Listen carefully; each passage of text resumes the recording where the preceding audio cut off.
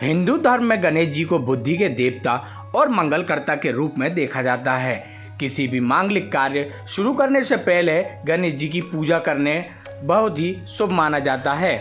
ऐसा करने से उस कार्य में बाधा नहीं आती। वहीं वास्तुशास्त्र की दृष्टि से भी गणेश जी की मूर्ति स्थापित करना बहुत शुभ माना जाता है। तो आइए ज्योतिष आचार्य पंडित पंकज पाठक से विस्तार से जानते हैं कि गणेश जी की मूर्ति किस किस तरह के बड़े से बड़े वास्तु दोष को कैसे दूर कर सकते हैं। वास्तुशास्त्र में घर में गणेश जी किस प्रकार से हमें रखना चाहिए या उनकी प्रतिमा लगाना चाहिए, यह सब विस्तार से जानते हैं। गणेश उत्सव समीप आ रहा है। घर घर में गणेश जी विराजमान होंगे और घरों के अतिरिक्त मोहल्लों में, कॉलोनी में लोग अपने आपस में, कार्यस्थल पे और जो कारखाना इत्यादि है उसमें भी गणेश जी की प्रतिमा को स्थापित करते हैं। गणेश जी बुद्धि के देवता हैं, विघ्न का विनाशन करने वाले हैं और साथ ही मंगल मूर्ति हैं, मंगल प्रदान करने वाले हैं। हमारे जीवन में सदैव वे मंगल करता है, ऐसे देवता हैं गणेश जी। इसलिए किसी भी कार्य के प्रारंभ में गणेश जी का पूजन किया जाता है। श्री गणेश पूजन के साथ ही कार्य का श्री गणेश किया जाता है। इसलिए आज हम यहाँ चर्चा करते हैं कि वास्तु के अनुसार किस प्रकार की प्रतिमा हमको हमारे घर में या हमारे कार्यस्थल पर या हमारे ऑफिस इत्यादि में हमको स्थापित करना चाहिए, तो वास्तु के अनुसार हमको शुभ फल प्रदान करने वाली हो, हमारी उन्नति करे, धन लाभ करे और साथ ही साथ स्वास्थ्य लाभ हो। इसके लिए घर में यदि हम गणेश जी की प्रतिमा स्थापित कर रहे हैं तो हमको सिंदूरी या गुलाबी रंग की प्रतिमा को स्थापित करना चाहिए।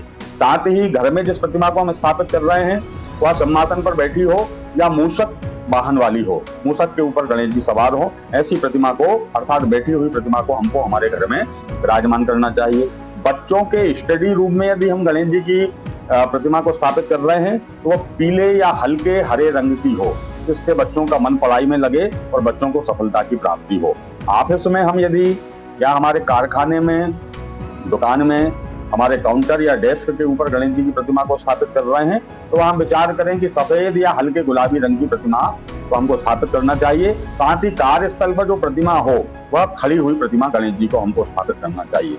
यदि हम जहाँ इस प्रतिमा को स्थापित कर रहे हैं वहां हमको विचार करना चाहिए कि या तो गणेश जी की प्रतिमा को हमको पूर्व मुखी स्थापित करना चाहिए, उत्तर मुखी स्थापित करना चाहिए या पश्चिम मुखी मूर्ति को स्थापित करना चाहिए, लेकिन किसी भी स्थिति में दक्षिण मुखी मूर्ति को हमको विराजमान नहीं करना चाहिए।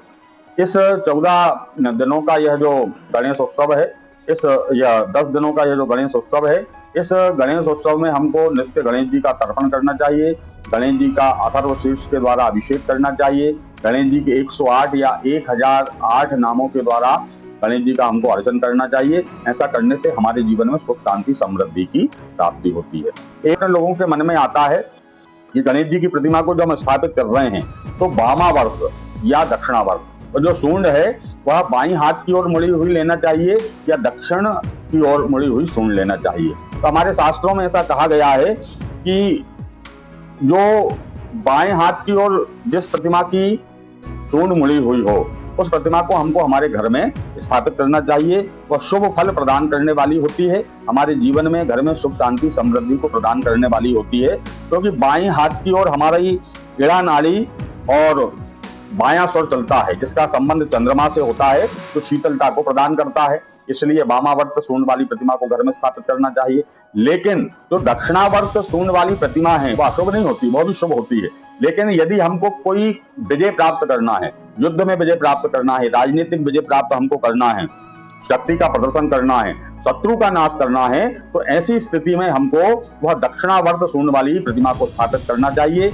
और उस दक्षिणावर्त सूंड वाली प्रतिमा की विशेष साधना होती है, उस विशेष साधना के द्वारा उसका पूजन करना चाहिए, तो वह हमारे उस मनोवांछित फल को प्रदान करने वाली होती है। क्योंकि दक्षिणावर्त, दक्षिण की ओर जब सूंड मुड़ी हुई रहती है उसका संबंध पिंगला नाड़ी और सूर्य के साथ होता है, तो दक्षिण स्वर उसमें चलता है, उसका संबंध सूर्य के साथ होता है, तो वह उग्र कार्य में विजय प्रदान करने वाली प्रतिमा कहलाती है।